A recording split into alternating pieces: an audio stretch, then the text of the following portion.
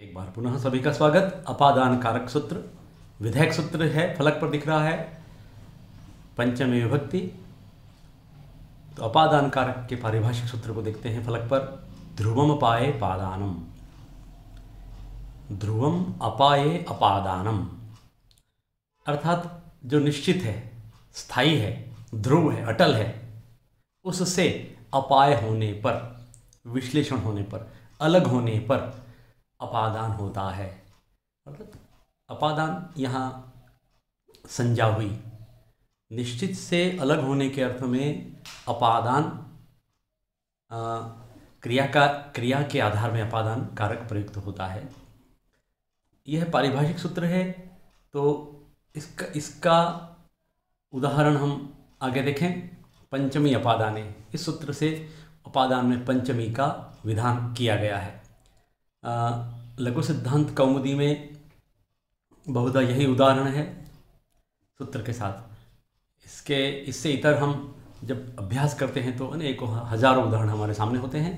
धावतो श्वात पतति, कह पतति, को अपि पतति। सह रामः सुरेशः मोहनः धावतः, धावतः अश्वात पतति। अश्व ध्रुव संज्ञा है यहाँ, और गिरता है, दौड़ते हुए घोड़े से गिरता है। तो गिरना ये अपाय है। अपाय होने पर ध्रुव संज्ञा किसकी है? अश्व की। अश्व में अपादान संज्ञा होने से उसमें पंचमी हुई, अश्वात पतति। इस प्रकार यहाँ एवमेव एकम अपरम उदाहरणमस्ति। अत्र नृपः ग्रामात् आगच्छति, वृक्षात् पत्राणि पतन्ति, अश्वात् बालकः पतति। एवं तो नृपः ग्रामात्, गांव से आता है, राजा गांव से आता है, वृक्ष से पत्ते गिरते हैं, घोड़े से बालक गिरता है। सह महाविद्यालयात् आगच्छति, गृहं प्रति गच्छति, गृहात् महाविद्यालयं प्रति गच्छति। ये सब अपाय होने में अपादान कारक होकर पंचमी होती है। सामान्य सूत्र है। अगला सूत्र है भित्रार्थानां भय हेतु। भी त्रा अर्थानां भय हेतु। भी और त्रा दो धातुएं हैं। भी अर्थ वाली और त्रा अर्थ वाली धातुओं के योग में भय का हेतु क्या होता है? सूत्र अपूर्ण है। पूरा करने के लिए अपादान कारक लाएंगे यहाँ कि भी और त्रा अर्थों वाली धातु के योग में भय का हेतु अपादान संज्ञक होता है। क्रिया के आधार की कारण अपादान संज्ञा होती है। भी और त्रा, इन दो के साथ साथ इन अर्थों वाली अन्य धातुएं हों तो भी ये अर्थ हुआ। भी धातु हमें ध्यान होना चाहिए, झोत्यादिगण की धातु है जो चलती है विभेति विविधा विभंति विभति, इस प्रकार विभेति विविधा बिभ्यति, इस प्रकार ये रूप चलेंगे, इसके ध्यान रहे। और त्रा धातु आत्मनेपदी है, त्रायते त्रायते त्रायन्ते। तो इन धातुओं के डरना और बचाना, इस अर्थ वाली धातुओं के में जिससे डरा जा रहा है या बचाया जा रहा है, तो भय का कारण कौन है, उसका भय का हेतु जो है वह पंचमी संज्ञक होता है। उदाहरण देखें हम। बालकः सिंहात् बिभेति। अत्र उदाहरणमस्ति। अत्र बालकः सिंहात्, बालकः बिभेति, परं कस्मात् बिभेति? सिंहात्। अतः भय का हेतु सिंह है, पंचमी हो गई। नृपः दुष्टात् त्रायते, रक्षण हो रहा है, लेकिन किससे? दुष्ट से। नृप दुष्ट से बचाता है, रक्षति त्रायते। एवं अगला सूत्र देखें अपादान का। वारणार्थानाम इप्सितः, वारण अर्थानाम इप्सितः। वारण अर्थ वाली धातुओं के योग में वारी तो है ही, यहाँ ध्यान रहे, लेकिन यहाँ अर्थानाम सूत्रों में अर्थानाम शब्द आता है। इसका भी हमें स्पष्ट अर्थ लेना चाहिए कि रोकना। वारण अर्थ वाली धातुओं के योग में एक तो है, उसके अलावा अन्यत्र कोई दूसरी धातुएं हो तो उनके भी योग में इप्सित की, इप्सित का मतलब इप्सित क्या होता है? अपादान संज्ञक होता है। क्रिया के आधार की अपादान संज्ञा होने से उसमें पंचमी होती है। इप्सित का मतलब वो स्थान जहाँ से किसी को रोका जा रहा है, वारण किया जा रहा है, हटाया जा रहा है, उसमें तो वारी धातु का प्रयोग होगा। जहाँ जिस स्थान से रोका जा रहा है, हटाया जा रहा है, उसमें हम पंचमी का प्रयोग करेंगे। ये अनुवाद प्रकरण के लिए बहुत महत्वपूर्ण है। संस्कृत के शब्दावली का निर्माण करने के लिए, संस्कृत में रचना करने के लिए कारक प्रकरण बहुत महत्वपूर्ण है। आज हम कारक प्रकरण का समापन करेंगे। सप्तमी तक के महत्वपूर्ण सूत्रों को उदाहरण देखेंगे। यहाँ वारी धातु के अर्थ को देखें आप।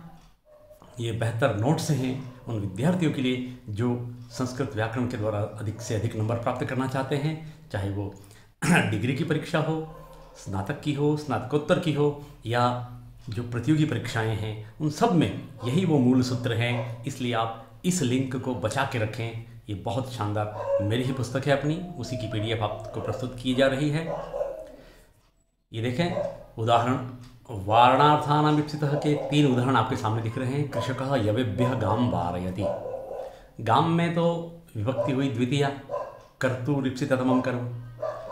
ये जो क्रिया का कर्ता अपनी क्रिया के लिए किसको प्रयुक्त कर रहा है? गां, गाय को रोकता है। लेकिन इप्सित क्या है? इस उदाहरण में इप्सित है यवेभ्यः, अर्थात जौ का खेत है, जौ से, उससे गाय को रोकता है कि गाय कहीं बर्बाद न कर दे फसल। इसी प्रकार सह मित्रम पापात वारयति, मित्र को रोकता है। किसको रोकता है? मित्रम वारयति। मित्र में तो कर्म संज्ञा हुई, किंतु कहाँ से रोका जा रहा है? मित्र को किससे रोका जा रहा है? पाप से। पाप इप्सित है। इप्सित का मतलब हटाना, अपने मित्र को पाप में प्रविष्ट नहीं होने देना चाहता है। तो इस प्रकार ये अगला सूत्र हम देखेंगे अपादान की कड़ी में, पंचमी विभक्ति, आख्यातोपयोगे। आख्यात उपयोगे। अब उपयोग का अर्थ यहाँ देखें, एक एक शब्दों का आप अर्थ स्पष्ट करें। सूत्र की व्याख्या का एक तरीका है, पद्धति है। वह सूत्र किस कारक प्रकरण, कौन से कारक की कड़ी में आया है, और उसका वही अर्थ करें और फिर अनुवृत्ति करते हुए इसे पूरा करें। तो यहाँ उपयोग में, उपयोग का तात्पर्य है नियम पूर्वक विद्यार्जन करने में, शिक्षा ग्रहण करने में। उपयोगे, उपयोग में। आख्यात में, अर्थात आख्यान कौन करा रहा है? शिक्षक, उपाध्याय, आचार्य, अध्यापक। यदि गुरु, आचार्य, उपाध्याय अथवा शिक्षक नियम पूर्वक विद्यार्जन कराते हैं तो शिक्षक में, आचार्य में क्रिया का आधार पंचमी विभक्ति होती है। तो इस प्रकार ये हुआ नियम पूर्वक। ध्यान रहे, नियम वही वैदिक गुरुकुल पद्धति से। तो ऐसे में आख्यातोपयोगी सूत्र से पंचमी कहाँ होगी? शिष्यः अधीते। शिष्य सीखता है, लेकिन किससे सीखता है? उपाध्यायात अधीते, उपाध्याय से सीखता है। आचार्य से ये सब वो बने हुए रैंक हैं। सबसे ऊपरी रैंक है आचार्य, उससे नीचे उपाचार्य, फिर उपाध्याय, ये फिर शिक्षक। छात्रः शिक्षकात् पठति, छात्र शिक्षक से पढ़ता है। तो शिक्षक यहाँ क्या है? आख्यात है। उपयोग अर्थ होने पर ध्यान रहे। नियम पूर्वक विद्यार्जन करने में यदि छात्र शिक्षक से पढ़ता है तो आख्यान कौन कराता है? शिक्षक, उपाध्याय। ये अपादान संज्ञक हुए। अगला महत्वपूर्ण सूत्र आप देख रहे हैं फलक पर, जनिकर्तुः प्रकृतिः। विद्यार्थी ध्यान देंगे, बहुत महत्वपूर्ण सूत्र है। अनुवाद के लिए ये उदाहरण हमारे सामने अक्सर परीक्षाओं में आते हैं। जनिकर्तुः प्रकृतिः। तो जनिकर्तुः, जन धातु के कर्ता की प्रकृति, इतना हम ध्यान रखेंगे। कर्तुः षष्ठी एकवचन इसमें। जन धातु के कर्ता की प्रकृति, अर्थात प्रकृति का मतलब होता है उत्पत्ति, कारण अथवा हेतु में। तो उस कर्ता की प्रकृति में जब जन धातु का अर्थ उत्पन्न होना हो तो उसके उत्पत्ति स्थान में क्रिया का आधार अपादान संज्ञक होता है, फलतः पंचमी होगी। उदाहरण आप देख रहे हैं जनिकर्तु प्रकृति का। ब्रह्मणः प्रजः प्रजायन्ते। जन धातु हम जानते हैं सामान्य जन्म लेने में अगर प्र उपसर्ग लग जाए तो प्रजायते, प्रजायते, प्रजायन्ते इस प्रकार होता है। तो ब्रह्मणः प्रजा प्रजायन्ते। प्रजा कस्मात् प्रजायन्ते? ब्रह्मणः। तो ब्रह्मा उत्पत्ति स्थान है यहाँ। ये जन धातु का उत्पत्ति स्थान कौन है? ब्रह्मा। प्रजा की उत्पत्ति कहाँ से हो रही है? ब्रह्मा से। तो ब्रह्मा प्रकृति है, अतः उसमें पंचमी होगी। इसी प्रकार गोमयात वृश्चिकः जायते। वृश्चिकः जायते, जन्म लेता है, कहाँ से? गोबर से। तो वृश्चिक बिच्छू के उत्पन्न होने का स्थान गोबर है। गोमयात वृश्चिकः जायते। एवं कामात् क्रोधः जायते। कामः कस्मात् जायते? क्रोधः कस्मात् जायते? कामात् जायते।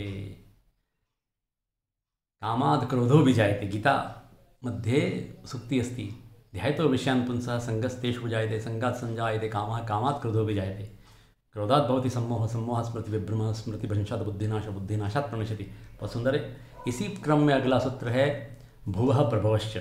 कई पुस्तकों में इन सूत्रों को एक साथ दर्शाया है। जनिकर्तु प्रकृति ही, भुवः प्रभवश्च। थोड़ा सा अंतर है, वहाँ जन धातु, यहाँ भू धातु है, वह अर्थ वही है। जन धातु के कर्ता के प्रकृति में उत्पत्ति स्थान में, इस प्रकार यहाँ भू धातु के उत्पत्ति स्थान की, प्रभव का तात्पर्य हुआ उत्पत्ति स्थान। तो भू धातु भी उपसर्ग युक्त ही होगी, जिस प्रकार वहाँ प्रजायन्ते था, यहाँ प्रभवती। तो भू धातु के उत्पत्ति स्थान की, तो यहाँ गंगा प्रभवती, गंगा उत्पन्न होती है। कस्मात् प्रभवती, उत्पन्न होने का स्थान कौन सा? हिमालयात। हिमालयात प्रभवती गंगा। तो भू धातु के कर्ता का उत्पत्ति स्थान कौन है? भू धातु का कर्ता कौन है यहाँ वाक्य में? प्रभवती का कर्ता गंगा, गंगा प्रभवती, और उसका उत्पत्ति स्थान हिमालय। हिमालय में पंचमी होगी, ये कहना चाह रहे हैं इस सूत्र में। तो ये प्रकाश स्थान। अगला सूत्र है दूरांतिकार्थेभ्यो द्वितीया तृतीया च। यहाँ च जिस सूत्र में आता है, अन्यत्रस्याम जिस सूत्र में आता है, वे सब विकल्प के प्रतिपादक हैं कि दूर और अंतिक, दूर का मतलब दूर, अंतिक का तात्पर्य समीप, पास में। दूर और अंतिक शब्दों में द्वितीया और तृतीया विभक्ति का प्रयोग होता है। पक्ष में पंचमी तो हो रही है, क्योंकि ये सूत्र पंचमी की लिस्ट में है, सूची में है, अपादान की सूची में है। दूर और अंतिक शब्दों में द्वितीया और तृतीया, विकल्प से द्वितीया और तृतीया भी होती है, ये कहा। तो इसके उदाहरण हम देखें। यहाँ दूर, ग्रामात, दूरम, दूरेण, दूरात, ये तीनों हो गए। गांव से दूर, दूर और अंतिक शब्दों में यहाँ इस सूत्र का ध्यान दिया जाए। दूर और अंतिक शब्दों के साथ, एक बार अर्थ से तात्पर्य दूर और अंतिक शब्दों में, इन शब्दों में तो पंचमी हो गई दूरात, वनमस्ति, दूरेण, गांव से दूर वन है। ये वाक्य कहने के लिए तीनों सही हैं। ग्रामात दूरम वनमस्ति, ग्रामात दूरेण वनमस्ति, ग्रामात दूरात वनमस्ति। इसी प्रकार ग्रामात अंतिकम वनमस्ति, गांव के पास वन है। ग्रामात अंतिकम वनमस्ति, ग्रामात अंतिकेन वनमस्ति, ग्रामात अंतिकात वनमस्ति। ये सभी। अगला सूत्र है पृथक विना नानाभिस्तृतीयान्यत्रस्याम। यहाँ अन्यत्रस्याम शब्द निकल कर आता है पूर्व रूप संधि टूट करके। तो पृथक, विना और नाना, ये तीन शब्द हैं, पृथक, विना और नाना। इन शब्दों के योग में फिर अन्यत्रस्याम से आया, तृतीया भी हुई है, और अभी इससे पूर्व सूत्र की में द्वितीया थी, इसलिए द्वितीया तो है ही, विपक्ष में पंचमी भी है। तो पृथक, विना और नाना, इन शब्दों के योग में द्वितीया, तृतीया और पंचमी तीनों विभक्तियाँ प्रयुक्त होती हैं। उदाहरण देखें। अहम रामम विना न गमिष्यामि, रामेण विना न गमिष्यामि, रामात् विना न गमिष्यामि। इसी प्रकार सह नाना प्रकारम क्रीडति, सह नाना प्रकारेण क्रीडति, सह नाना प्रकारात् क्रीडति। ये सही है। आइए, संबंध, जिसे हम कारक नहीं कहते हैं, संबंध एक षष्ठी विभक्ति के रूप में है, और इसका सूत्र आपके सामने फलक पर दिख रहा है। षष्ठी शेषे, बहुत महत्वपूर्ण सूत्र है। षष्ठी शेषे का क्या अर्थ है? शेष अर्थ में षष्ठी होती है। शेष का तात्पर्य है कि जो कारक के प्रातिपदिकार्थ से अतिरिक्त भिन्न हैं, जो कौन कौन? स्वस्वामी भाव आदि संबंध हैं। ये एक नहीं, 4-5 संबंध है स्वस्वामी भाव संबंध। कौन कौन से, मैं आपको उदाहरणों से स्पष्ट कराऊंगा। तो स्वस्वामी भाव संबंध जहाँ है अतिरिक्त, अर्थात कारक प्रतिपदिकार्थ, अर्थात कर्ता का क्रिया के साथ, जिनका क्रिया के साथ सीधा संबंध है, वो सब कारक की सूची में आते हैं। इसके अतिरिक्त जो स्वस्वामी भाव संबंध है, यह वस्तु मेरी है, यह उसका है, मेरा है, इनका क्रिया से कोई लेना देना नहीं, इसलिए इसको स्वस्वामी भाव संबंध कहते हैं। तो उस शेष भाव में, शेषे षष्ठी, शेष में षष्ठी विभक्ति होती है, इसलिए संबंध का कारक में परिगणन नहीं हुआ है। ध्यान दें। अब वो स्वस्वामी भाव आदि संबंध कारक प्रतिपादिकार्थ से भिन्न भिन्न वो कौन कौन से संबंध है जिसमें शेष अर्थ कहलाता है? तो हम देखें, पहला स्वस्वामी भाव संबंध है राज्ञः, राज्यः पुरुषः, राजा का पुरुष। तो राजा स्वामी है, पुरुष स्व है, स्वस्वामी भाव संबंध है। तो यहाँ राजा का पुरुष, पुरुष तो है लेकिन राजा का है, तो स्वस्वामी भाव संबंध होने से इस प्रकार यहाँ षष्ठी विभक्ति होती है। ये हुआ। इसी तरह से एक इसके अन्यत्र जो संबंध हैं वो कौन कौन से हैं आप फलक पर देख रहे हैं। जन्य जनक भाव संबंध। अब ये दशरथस्य पुत्रः राम, पुत्रः अस्ति परंतु कस्य, दशरथस्य, जन्य जनक भाव संबंध है यहाँ। ये भी शेष अर्थ में आता है, अतः षष्ठी होगा। पशोपाद, पशु का पैर। अवयव अवयवी भाव, अवयवी भाव, अवयव अवयवी भाव संबंध। तो इसी प्रकार आधार आधेय भाव संबंध है। वृक्षस्य शाखा, शाखा अस्ति परंतु कस्य, वृक्षस्य, एक आधार है बाकी आधेय है। इसी प्रकार प्रकृति विकृति भाव संबंधी होता है। क्षीरस्य विकार, क्षीर विकार, वृक्ष शाखा, पशुपाद, दशरथ पुत्र, राजपुरुष, गौ समूह। क्षीर विकार कहने पर क्षीरस्य विकार, गवाम समूह, गायों का समूह, गौ समूह। समूह समूही भाव संबंध भी शेष अर्थ में आता है। इस प्रकार कुंभस्य स्वामी, कुंभ स्वामी, समीप समीपी भाव संबंध है। पृथिव्यः स्वामी, पाल्य पालक भाव संबंध। ये शेष संबंध, शेष अर्थ में केवल हम स्वस्वामी भाव कह देते हैं, किंतु ये सभी शेष अर्थ में आते हैं। इसलिए कहा है कि शेषे षष्ठी। प्रातिपदिकार्थ से इतर भिन्न जितने भी स्वस्वामी भाव संबंध आदि है तो उनमें सब में षष्ठी विभक्ति होती है। षष्ठी हेतु प्रयोग अगला सूत्र है, देखें। एक से एक इस लिंक को बचा के रखेंगे विद्यार्थी अपनी संस्कृत की शब्दावली को मजबूत करने के लिए। सूत्रार्थ है षष्ठी हेतु प्रयोगे। हेतु शब्द का प्रयोग होने पर सूत्र में देखें, जो शब्द कारण अथवा प्रयोजनवाचक होता है उसमें, और साथ में हेतु शब्द में कारण और हेतु दोनों शब्द होंगे यदि, तो उन दोनों में षष्ठी होती है। वाक्य में हेतु शब्द भी रहेगा और जो उसका मूल कारण है, जैसे यहाँ उदाहरण में देख रहे हैं आप, सह वसति, वह रहता है, परंतु कस्य हेतु हो, वह इस हेतु से रहता है। तो हेतु शब्द में षष्ठी विभक्ति एकवचन हुआ, हेतु हो वसति। लेकिन वो कारण क्या है जिसके कारण वह रहता है, तो अन्नस्य, तो अन्न कारण हुआ, हेतुवाचक शब्द हुआ, वसति। इस प्रकार षष्ठी हेतु प्रयोगे यहाँ सफल दिख रहा है आपको। कर्तृकर्मणो कृति, कर्तृकर्मणो कृति, इस वाक्य में कृत प्रत्यय के योग में कर्ता और कर्म में षष्ठी होती है। ये विधान किया गया है षष्ठी विभक्ति का। इसको हम कैसे देखेंगे कि जिन शब्दों में कृदंत के 3 ल्यूट त्रिच आदि प्रत्यय हों तो कर्ता और कर्म में षष्ठी होती है। कृत कर्मणो, कृत का मतलब कर्ता, कर्म में कर्म, कर्ता और कर्म में षष्ठी होती है। देखें हम, कृष्णस्य कृति, ये 2 उदाहरण हैं। एक में हम कृति देख रहे हैं, एक में पठनम देख रहे हैं। तो कर्तृकर्मणो कृति, एक में 3 प्रत्यय हुआ है, एक में ल्युट प्रत्यय हुआ है। इनके कारण उनका आधार कौन है, षष्ठी विभक्ति। कृष्ण से कृति है किसकी, कृष्ण की, कृष्ण की कृति। और पठनम में ल्युट प्रत्यय, पठ में ल्युट से पठनम बनता है। पुस्तकस्य पठनम करोति, वह पुस्तक का पठन करता है। तुल्यार्थैरतुलोपमभ्याम तृतीया अन्यत्रस्याम, यहाँ षष्ठी का एक और सूत्र है। तुल्य अर्थैहि अतुला उपमाभ्याम तृतीया अन्यत्रस्याम। तुल्य और उसके पर्यायवाची शब्दों तुला और उपमा को छोड़ करके योग में विकल्प से तृतीया होती है। यहाँ विकल्प से तृतीया का विधान किया गया। पक्ष में षष्ठी होगी ही, ये बात है। अन्यत्रस्याम शब्द विकल्प का प्रतिपादक है। तुला और उपमा इन 2 शब्दों के अतिरिक्त शेष सभी तुला शब्द का अर्थ बताने वाले, तुलना, तुला, सम, सदृश शब्दों आदि शब्दों के योग में तृतीया और षष्ठी विभक्ति प्रयुक्त होती है। उदाहरण देख लें आप सामने, कृष्णस्य तुला उपमा वा, उपमा सदृश समता है, समानता दिखाइए। कृष्णेन कृष्णस्य सम सदृश वा, एक में षष्ठी दूसरे में तृतीया और षष्ठी दोनों दिखाइए। आइए अंतिम कड़ी में अधिकरण कारक पढ़ें। कारक का महत्वपूर्ण छठा कारक, कर्ता कर्म करणम च संप्रदानम तथैव च अपादानाधिकरणम इत्याहु कारकाणि षट्। अधिकरण, अधिकरण का मतलब होता है आधार, आधारः अधिकरणम। सूत्र है आधारोधिकरणम, विग्रह करेंगे आधारः अधिकरणम।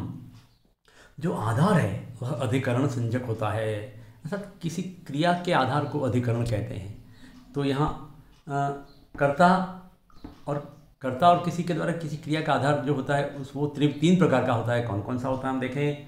वो आधार सबसे पहला था औपश्लेषिक, जो संयोग आदि संबंध पर आधारित होता है। औपश्लेषिक, जिसके साथ कर्ता का भौतिक संबंध होता है उसे हम औपश्लेषिक आधार कहते हैं, भौतिक संबंध। तो आस्ते, सह आस्ते, वह बैठता है, परंतु कस्मिन कटे आस्ते, कट पर, चटाई पर बैठता है, तो संयोग संबंध है। किसी और पर चट्टान पर भी बैठ सकता है, शिला पर भी बैठ सकता है, संयोग संबंध है। दूसरा है आधार, तीसरा अभिव्यापक, दूसरा है वैषयिक। वैषयिक आधार विषयेण संबंध, विषय के साथ जो संबंध होता है उसे हम वैषयिक आधार कहते हैं।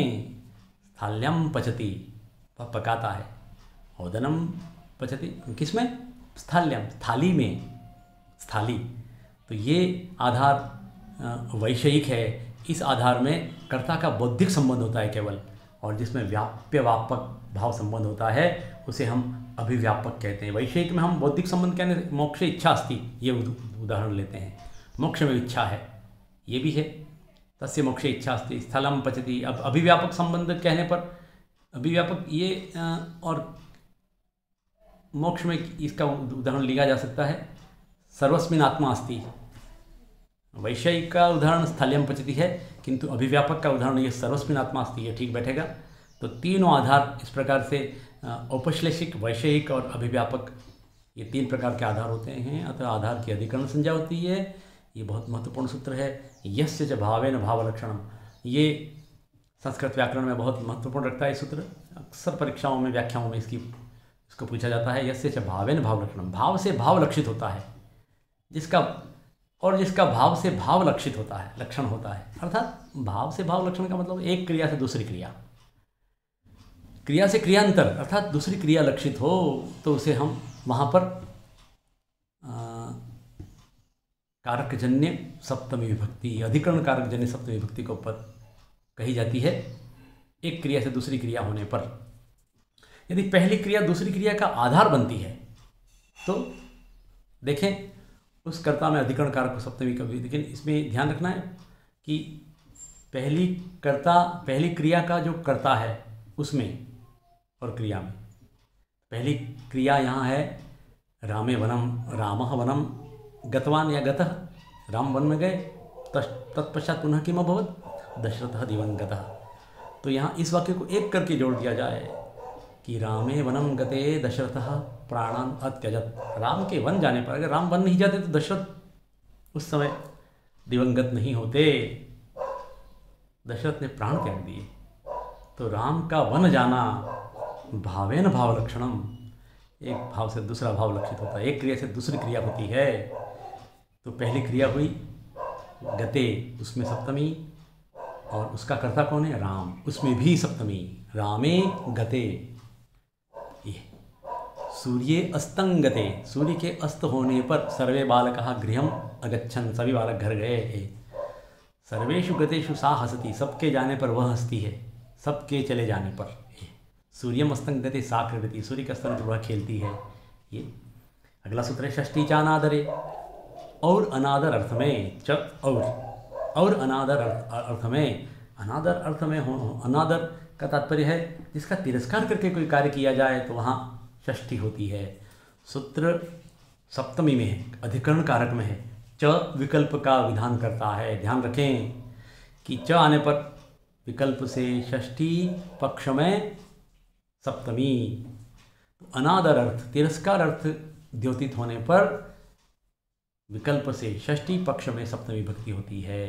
कैसे अनादर, इसका उदाहरण यहाँ दिया है। यदि जिसका अनादर तिरस्कार करके कार्य किया जाता है तो विकल्प से षष्ठी सप्तमी दोनों होती है। रुदति, रुदतो व प्राव्राजित, सह रुदति रुदतो वा, वह रोते हुए, इसमें एक में तो सप्तमी है, रुदतः, ये इसमें षष्ठी एक वचन है, एक में सप्तमी एक वचन, एक में षष्ठी एक वचन, प्राव्राजितः निकल गया। तो सह रुदति रुदतः वा प्राव्राजितः, बहुत सारे प्रव्रजन कर जाते हैं, गृहस्थ छोड़कर संन्यास अपना लेते हैं, घर वालों को रोता छोड़ करके। रुदति और रुदतः दोनों में इस प्रकार यहाँ अनादर अर्थ के कारण षष्ठी सप्तमी दोनों हुई। यतश्च निर्धारणम, और जिसमें से निर्धारण किया जाए। निर्धारण का आधार क्या है कि जहाँ बहुतों में से एक को छाटा जाए, इसको कहते हैं निर्धारण। बहुतों में से एक को छाटने का आधार जाति, गुण, क्रिया, संज्ञा, इन समुदाय से पृथक करना।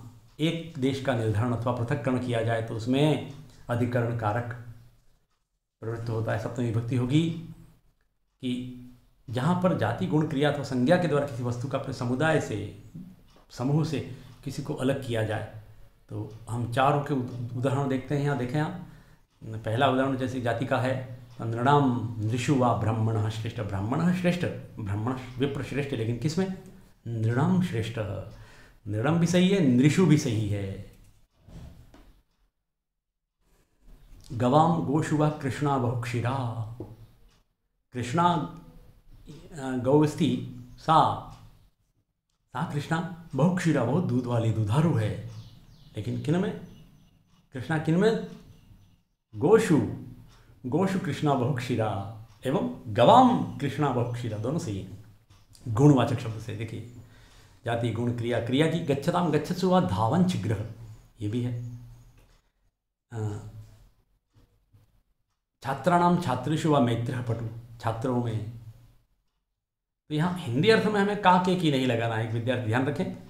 अर्थ दोनों में षष्ठी सप्तमी में ही आएगा। छात्रों में, मैत्र नाम का छात्र है, वह पटु है। छात्रेषु छात्राणाम, इस प्रकार यहाँ कारक प्रकरण का ये बहुत महत्वपूर्ण एक टॉपिक है संस्कृत व्याकरण का। मैं उन विद्यार्थियों के लिए जो संस्कृत की तैयारी करते हैं, अनुवाद प्रक्रिया की दृष्टि से, परीक्षा परिणाम, प्रतियोगी परीक्षाओं की दृष्टि से, उनके लिए ये सूत्र, ये लिंक बहुत महत्वपूर्ण है।